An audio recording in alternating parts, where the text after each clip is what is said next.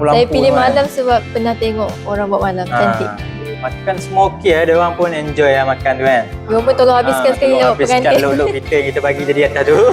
Kita pun tak sempat nak ambil tadi macam ni. Hutang pun tinggal nenas ya. Dapat tinggal lain.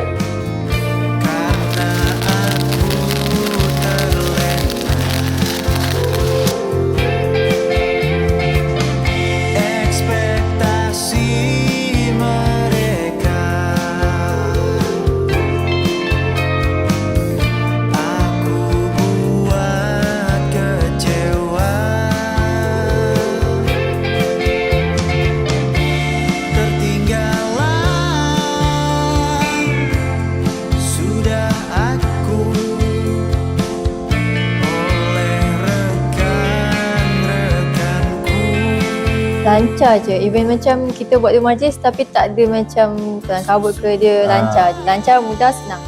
Tak tahu settle. Paling best bilik bersiap tu kot, sebab tak ganggu pengantin.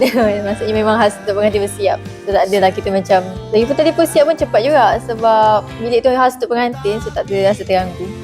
Sebab saya tengok dia dah include semua. Dia dah set catering, dah set plumbing.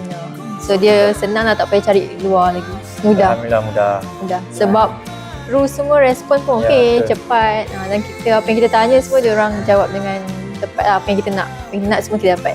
Ada solution tu ada lah kalau kita kena. Apa yang kita request kita dapat.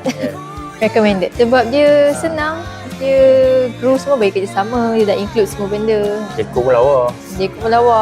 Dia memang kita, apa yang kita nak tu memang ada kat sini. 100, 10.